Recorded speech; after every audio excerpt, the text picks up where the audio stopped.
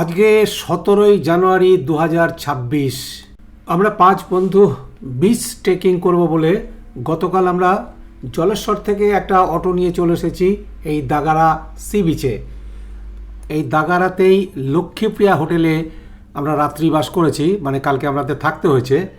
তো আজকে আমাদের যাত্রা শুরু করব। তো আমাদের টার্গেট এখান থেকে 8 কিলোমিটার দূরে আরেকটি সমুদ্র সৈকত যমুনা শুলে। স্টার্টিং পয়েন্টে কিন্তু আমরা দাঁড়িয়ে আছি, দাগারা থেকে শুরু করব। আজকে আমাদের ডেস্টিনেশন হচ্ছে যমুনা শোল। তারপরের দিনকে আমরা চলে যাব বাগদা অথবা দুবলাগাদি। এরকম একটা প্ল্যানিং আছে, লাস্ট পর্যন্ত কী হবে জানি না। এই বীজ ধরে আমরা হেঁটে এই দিকটা হচ্ছে যমুনা শোল, বাগদা সব এই দিকে পড়বে। আর আমার সামনের দিকে যে রাস্তাটা চলে গেছে বীজটা, এটা কিন্তু সোজা দীঘার দিকে চলে গেছে। অর্থাৎ 3-4 কিলোমিটার পরে একটা নদী পড়বে, সুবর্ণরেখা নদী। সেই নদীর মোহনা হচ্ছে সামনে। তো সেই নদী পার হয়ে মানে সোজা যদি যাওয়া যায় তাহলে সেই দীঘা শঙ্করপুর পৌঁছে যাওয়া যাবে। তো এই হচ্ছে রুটটা। সুন্দর বীচ দেখতেই পাচ্ছেন, একদম সুন্দর, মানে হাঁটার পক্ষে আদর্শ, মানে এখনও পর্যন্ত যেটুকু দেখতে পাচ্ছি। তো এই যে আমরা আজকে যে আমরা হাঁটা শুরু করব যমুনাশল পর্যন্ত, রাস্তাটা মোটামুটিভাবে 6 থেকে 8 কিলোমিটার। তো আমরা আজকে যে ট্রেকিংটা করব, যেখানে পৌঁছাবো সেটা উড়িষ্যা।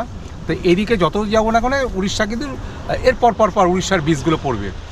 তাহলে শুরু করে দিলাম আমাদের প্রথম দিনের বিচ ট্রেকিং। একবার সামনের দিকে তাকান, কাঁকড়াগুলোর নৌকাটাকে ঘিরে রেখেছে, রত্নভাণ্ডার রয়েছে, সেগুলোকে পাহারা দিচ্ছে, চারিদিকে ঘিরে রয়েছে কাঁকড়াগুলো। আমরা খুব রিল্যাক্সে গুটি গুটি পায়ে আমরা হেঁটে চলেছি। দাদা এত সুন্দর ময়দান কোথায় পাবো? আমার তো মনে হচ্ছে যে সারাদিনে হাঁটি। সত্যি তাই, সারাদিন হাঁটতে ইচ্ছে করছে আমার। কাঁকড়া আর হচ্ছে পাখিগুলোটার সহাবস্থান দেখেছেন, একদিকে পাখি আর একদিকে কাঁকড়া, এদের মধ্যে কিন্তু কোনো বিবাদ নেই। আহা আহা, ও এদিকে এদিকে এদিকে এদিকে এদিকে এদিকে এদিকে এদিকে, আরে কি লাইন! আরে আরে সর্বনাশ, অপরূপ দৃশ্য। এই দৃশ্য দেখবো বলেই তো আমরা এই কোস্টাল ট্রেকিংয়ে এসেছি। আর এটা তো ফুটবল খেলার মাঠ, দেখেছেন একদম পুরো লেভেল, কি সুন্দর লেভেল। শুধু বলটা নেই, হ্যাঁ সব বাঁকা বাঁকা প্লেয়ার।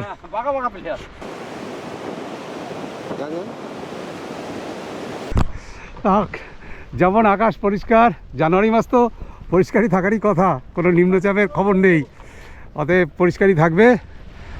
আর ওয়েদারও সত্যিই খুব ভালো। এখন একটু আরাম পাচ্ছি, যেহেতু সোয়েটারগুলো সব খুলে নিয়েছি। প্রায় 1.5 ঘন্টা হাঁটলাম। তো আমাদের সাথে কিন্তু সেই শুরু থেকে শেষ পর্যন্ত, মানে এখন যেটুকু পর্যন্ত এসেছি, একদিকে লম্বা ঝাউবন, সেই ঝাউবনের কোনো মানে খামতি নেই। আর তার সাথে সাথে লাল কাঁকড়া, আর এত সুন্দর মাঠ, আর এত সুন্দর বীজ, দারুণ বীজ, দারুণ বীজ। এইখানে তাঁবু খাটিয়ে রাতে থাকতে পারলে আরও এনজয় হয়। আমরা সামনে একটা ছোট্ট বাধার সামনে পড়েছি, এই একটুখানি জল ঢুকে গেছে এখান দিয়ে। সামনের দিকে দূর থেকে মনে হলো যে এখান দিয়ে টপকে চলে যেতে পারবো, কিন্তু এখানে কিন্তু দেখছি বেশ অনেকটা বড়, এখানে কিন্তু টপকে যাওয়া যাবে না। এবং সামনের দিকে কীরকম আছে দেখি।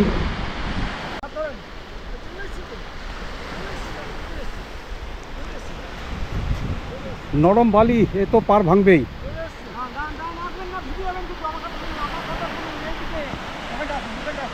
এখন ভাটা চলছে, তীব্র বেগে জল নিচের দিকে নামছে, তা অনেকটাই খাদ হয়ে গেছে। তা যেখানে যেখানে জল একটু কম, সেইভাবে আমরা পার হয়ে চলে এসেছি। বাধাটা কিন্তু আমরা অতিক্রম করে এলাম।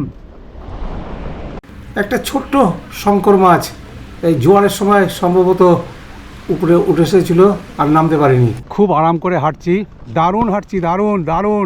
মানে নিচের যে পথটা সেটা পুরো ভেলভেটের মতন গদি দেওয়া। তো যারা আমাদের মতন বয়স্ক লোক, তারা অবশ্যই নির্দ্বিধায় চলে আসতে পারেন এরকম কোস্টাল ট্রেকিংয়ে।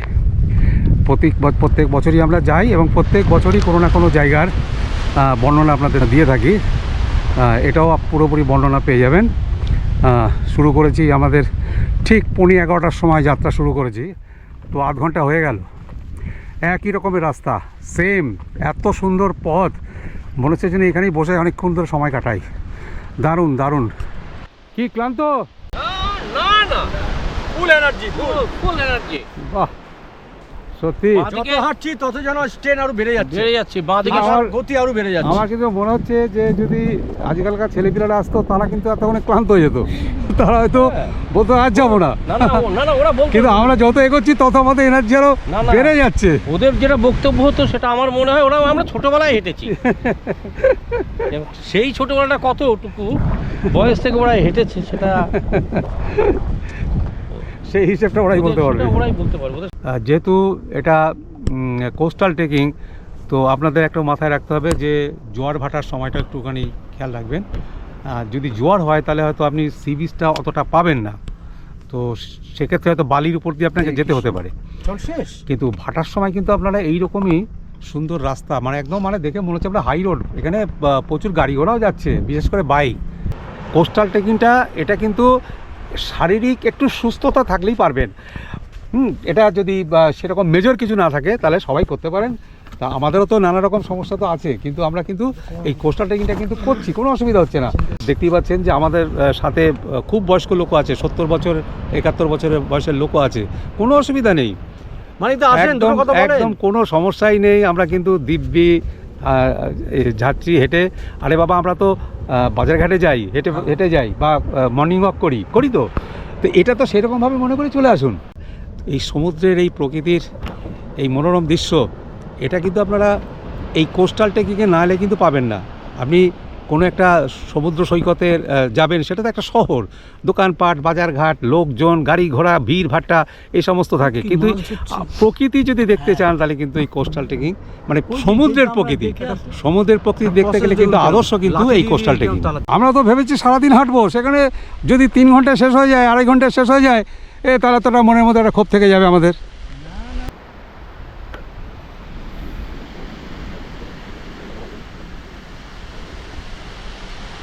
সামনে আবার একটা খাড়ি না, এতে একটা 5 বছরের বাচ্চাও লাফ দিয়ে চলে যেতে পারবে। বলছি কি, আমরা ওই জায়গায় এসে গেছি। হ্যাঁ, বলছি আমরা ওখানটা গিয়ে হ্যাঁ, চলো একটু ভালো করে চান টান করবো, করে তো আবার ঘরে যাবো। ঠিক আছে, চলে এসেছি। ওই যে নৌকাটা, ওই নৌকার পাশ দিয়েই ঝাউবনের ভেতর দিয়ে ঢুকতে হবে, রাস্তা আছে।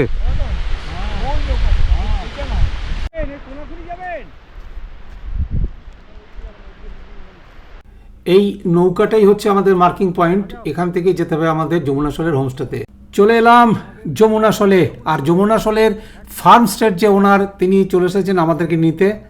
যমুনাশলের গিরি ফার্মস্টের ওনার হেমন্ত ভাই আমাদের স্বাগত জানাতে চলে এসেছে এখানে, আমাদেরকে সাথে করে নিয়ে যাবে। এই রাস্তা ধরে যেতে হবে না? এই যে সামনে ঝাউবনের ভেতর দিয়ে রাস্তাটা, এই রাস্তায় কতটুকু যেতে হবে? নমস্কার, এই 300-400 মিটার। 300-400 মিটার না? ঢেউ নেই।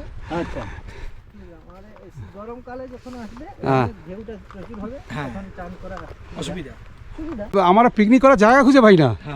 অবশ্যই এটা ফরেস্টের জায়গা, তো ফরেস্টের জায়গাতে পিকনিক করা কিন্তু নিষিদ্ধ। আজকে আমাদের প্রথম দিনের ট্রেকিং শেষ করলাম। দাদা করে দিই। তো আমাদের যে ইনফরমেশন ছিল যে 6 কিলোমিটার, তো আমরা ওই স্মার্ট ওয়াচ থেকে দেখে নিলাম পাক্কা 7 কিলোমিটার। তবে এই 7 কিলোমিটার আসতে কিন্তু আমাদের বেশি সময় লাগেনি। এত সুন্দর বীজটা, একদম মানে কার্পেট পাতা, কোনো অসুবিধা হয়নি। 2 ঘন্টায় আমরা চলে এলাম। আমরা যেখানে থাকবো সেটা হচ্ছে এই যমুনাশলের নেচার স্টেতে, নেচার স্টে। যমুনাশলে একটাই মাত্র নেচার স্টে আছে, আর কোনো দ্বিতীয় কোনো থাকার জায়গা নেই। এদের কাছে অনেকগুলো ঘর আছে, তো এখানে কিন্তু ওই থাকা খাওয়া প্যাকেজ, কারণ এখানে আপনি বাইরে কোনো হোটেলও পাবেন না যে বাইরে থেকে কিছু খেয়ে নেবেন। তো এখানে আপনাকে প্যাকেজই আসতে হবে। তো ফোন নাম্বার, কন্ট্যাক্ট নাম্বার, কীভাবে আসবেন, ডিটেলসটা সব জানাবো। তো এখন আমরা ঢুকছি এই নেচার স্টের গেট, এই আমরা ঢুকছি। হ্যাঁ, দিলে বন্ধ হয়ে যাবে। বাহ, welcome welcome welcome welcome welcome to Jamuna. দারুণ কি করেছো হেমন্ত ভাই, হ্যাঁ ফাটাফাটি করেছো। বাহ, সুন্দর সুন্দর সুন্দর। দারুণ জায়গাটা দেখতেই পাচ্ছেন যে খুব সুন্দর। এখানে অনেকটা জায়গার উপরে এদের কটের চারিদিকে, আর অনেকটা জায়গা, এবং এখানে অনেকগুলো বসারও জায়গা রয়েছে, খাওয়ার জায়গা বা ওদের ডাইনিং ফাইনিং সব আলাদা। ও আচ্ছা, কিচেনটা এই দিকটা না? আচ্ছা, এইখানে কিচেন। কাঠের জালে রান্না। ও আচ্ছা, পুরোটাই কাঠের জালে। হেমন্ত ভাই বললো যে এখানে রান্না বান্না আমাদের যেটা খাওয়াবে সেটা কিন্তু পুরোটাই কাঠের জাল। হ্যাঁ, ও ওখানে তোমাদের খেতিবাড়িও আছে? খেতিবাড়ি আছে। আচ্ছা আচ্ছা, ওই খেতিবাড়ি তার মানে আমরা তুমি খাবো গেস্টদের যা খাওয়াচ্ছ সবই হচ্ছে তোমার এই খেতেরই, সব। তাই তো? বাহ, আরে সমেত বাপ রে আছে, বাপ, সমেত এ তো গেস্টদের জন্যই, কিন্তু পাকিনি এখনো, না পাখি। কাঁচা কাঁচা কাঁচা আছে। এটা আর আমাদের এটা তো গাছে পাকে না। হ্যাঁ, গাছে পাকে তো। পাকে? হ্যাঁ, বিউটিফুল বিউটিফুল, সুন্দর। হ্যাঁ, ব্যাগগুলো এখানে রাখি। হ্যাঁ, ঘরগুলো কোথায়? ঘরে এই যে ওইখানে আছে না পরপর? আচ্ছা আচ্ছা, তাহলে ওয়েলকাম ড্রিঙ্কসটা নিয়ে নিই এখানে। হ্যাঁ, কিংবা এখানেও বসতে পারেন, এখানে এখানে। ও এটা ডাইনিং, আরে সর্বনাশ, বিউটিফুল বিউটিফুল, দারুণ। লোক এলে এখানে ডাইনিং করা হয়, মিটিং বি করা হয় এখানে। হ্যাঁ হ্যাঁ হ্যাঁ, বুঝতে পেরেছি, যাতে বড় টিমই আসবে। মানে বার্থডে পার্টি সেলিব্রেশন সবাই এখানে আচ্ছা আচ্ছা করা হয়। আচ্ছা আচ্ছা আচ্ছা আচ্ছা, বিয়ে বাড়ি ঘর সব। বা ছোটোখাটো কনফারেন্স সব এখানে হ্যাঁ, করতে পারবে, তাই তো? না সত্যি খুব ভালো করেছো গো, দারুণ করেছো। এই যে আসার সাথে সাথে ওয়েলকাম ড্রিঙ্কস, কি আছে গো ওয়েলকাম ড্রিঙ্কসে? আচ্ছা, বাহ, 5টা ঘর রয়েছে এখানে, আর এই ঘরগুলো কিন্তু সাইজ বিশাল বড় বড়। এখানে টয়লেট বাথরুমটা একটাই, কিন্তু ঘরগুলোর ভেতরে সাইজ কিন্তু বিশাল বড়। আমি দেখাচ্ছি। এবার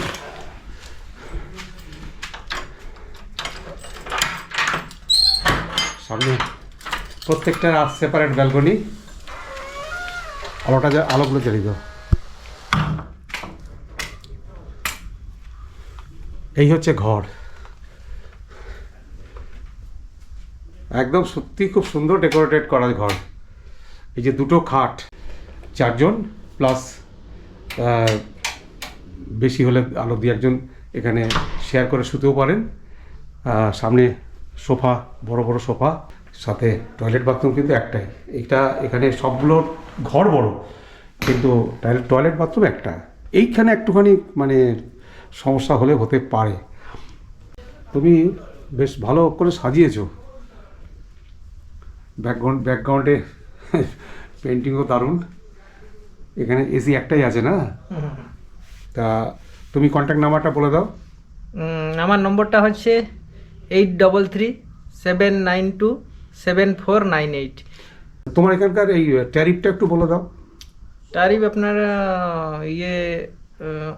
800 থাকে, আমার আছে রুম হিসাবে হচ্ছে আচ্ছা, পার হেড হিসাবে আছে আমার এখানে। পার হেড হিসাবে আছে টেন্ট থাকা, কটেজ, হ্যাঁ। রুম থাকা, হ্যাঁ। এই হিসাবে হচ্ছে 1200 থাকে, হ্যাঁ 2000 পর্যন্ত আচ্ছা, পার আছে। হেড আসবে। হ্যাঁ, মানে এটা যে রুমের ক্যাটাগরির উপরে রেটটা বাড়বে। রেটটা বাড়বে। হ্যাঁ, আচ্ছা, মিনিমাম 1200, Minimum ম্যাক্সিমাম 2000, 2000, তাই তো? হ্যাঁ। মানে প্রত্যেকটা জায়গাতেই হচ্ছে এসি থাকবে।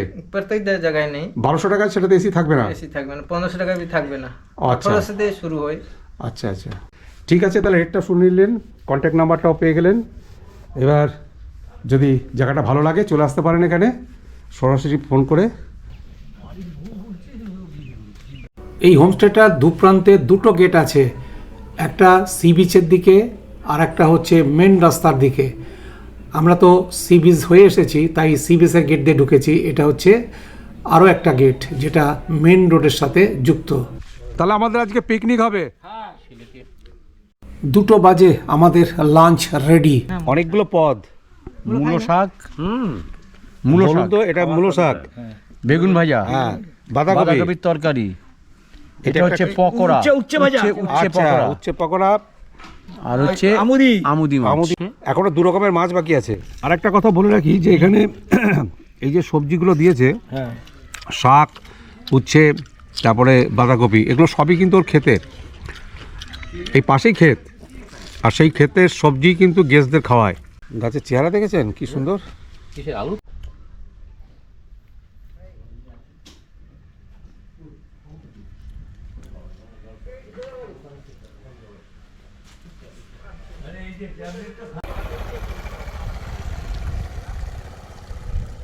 আর বেশি দেরি করব না, আমরা ব্রেকফাস্ট রেডি হয়ে গেছে, ব্রেকফাস্ট খাবো, আমরা শুরু করে দিচ্ছি। তারপর আমরা কিন্তু বেরিয়ে যাব আমাদের নেক্সট ডেস্টিনেশন বাগদা বিচ।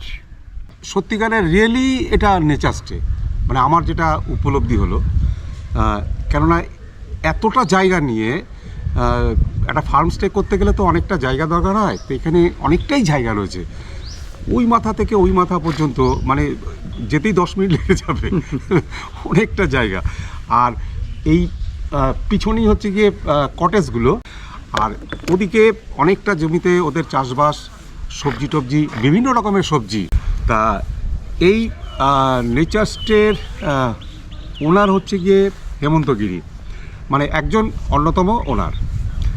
তো হেমন্ত এইরকম একটা জায়গাতে, মানে একটা রিমোট জায়গা, গ্রাম, মানে এখানে চারিদিকে শুধু গ্রামই বলা যায়, একদম বিশুদ্ধ গ্রাম, এই গ্রামের মধ্যে এরকম একটা মানে হোমস্টে তুমি করার পরিকল্পনাটা তোমার মাথায় কিভাবে এলো? সবাইকে নমস্কার। কথাটা হচ্ছে, এটা হচ্ছে যমুনাশুল। যমুনাশুল তার নামটাই কাফি। তার আগে আমার দাদা ছিল এখানে, মুখিয়া ছিল।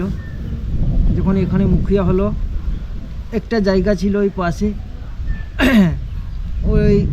ওইখানে একটা আমি স্টার্ট করেছিলাম পান্থশালা। তারপরে এই জায়গাটা আমার ওই সময় কিনা ছিল। সেটা কতদিন আগে? এইটা 2012 সালে। ও, তাহলে অনেক দিন আগে। অনেক দিন আগে। 14 বছর হতে চলল। তখন কি হচ্ছিল, এখানে কোনো রাস্তাঘাট ছিল না, আসার কোনো ব্যবস্থা ছিল না। লোকজন যদি কেউ সমুদ্রে আসতে চাই তো আসতে পারতেন না, এমনি হেঁটে যেতে খুব অসুবিধা ছিল। আচ্ছা, তোমার এখানে মোট টোটাল কতগুলো ঘর রয়েছে? এখানে আমার মোট ঘর আছে 9খানা ঘর আছে। তার মধ্যে আর 2টা টেন্ট আছে, 9খানার ঘর বাদে। তার মানে একসাথে কতজন থাকতে পারবে? ধরো একটা বড় টিম নিয়ে আসলে কতজনের এখানে আমি 50 জন থাকতে পারে। 50 জন, বাহ। সব থেকে রেলের স্টেশন কোন স্টেশনটা কাছে হবে? সব থেকে কাছে হবে বস্তা রেলওয়ে স্টেশনটা। বস্তা কত কিলোমিটার হবে? এখান থেকে 32 কিলোমিটার। 32 কিলোমিটার। তা আমরা তো এসেছিলাম ইয়ে থেকে, ওই জলেশ্বর থেকে প্রায় 37 কিলোমিটার, আর বস্তা থেকে হলে পরে কিছুটা আরও কমছে, অর্থাৎ গাড়ি ভাড়াও কিছু কমবে, সময়টাও একটু কমবে। তো সব ট্রেন অবশ্য বস্তাতে দাঁড়ায় না, যদি বস্তাতে না দাঁড়ায় তাহলে আপনারা জলেশ্বরে নামবেন। জলেশ্বর থেকে ওই সামান্য কিছু হয়তো হেরফের হবে, সময় মোটামুটি বোধহয় ঘন্টা দুয়েকের মধ্যে চলে আসতে পারবে। এবং ভাড়া খুব একটা বেশি না, ওই ধরুন 600 থেকে 700 টাকার মধ্যে আপনারা চলে আসতে পারবেন। একটা অটোতে প্রায় জোনা 5 তো আসতেই পারবে। আমাদের একটু অন্যরকম পরিকল্পনা নিয়ে তো আসা, আমরা তো এখান থেকে কোস্টাল ট্রেকিং করছি, মানে আমাদের আজকে সেকেন্ড ডে। গতকাল আমরা দাঙ্গাড়া থেকে শুরু করেছি, প্রায় 8 কিলোমিটার একদম সি বিচ ধরে, খুব সুন্দর সি বিচ, মানে আমরা তো ভিডিওতে দেখবেন এত চওড়া, মানে একদম মন্দারমানির মতন। আমরা হট করে দেখে মনে হতে পারে যে আপনি মন্দারমানিতে চলে এসেছেন। তো আজকে আমাদের এখান থেকে শুরু করে আজকে রাস্তাটা অনেকটা বেশি, কালকে 8 কিলোমিটার ছিল, আজকে এখান থেকে আমরা বাগদা যাব, সেটা প্রায় 13-14 কিলোমিটারের কম না। তার মাঝখানে একটা নদীও পড়বে, সেটাকে আমাদের নদী পার হতে হবে, তারপরে খুব একটা বেশি দূর না বাগদা। তাই আমাদের আজকে বড় কখন পৌঁছতে পারবো জানি না, হয়তো 3-4টেও বেজে যেতে পারে। তো ঠিক আছে, তাহলে থ্যাংক ইউ, খুব ভালো লাগলো। ঠিক আছে দাদা, আমরা আসবো। নমস্কার। নমস্কার।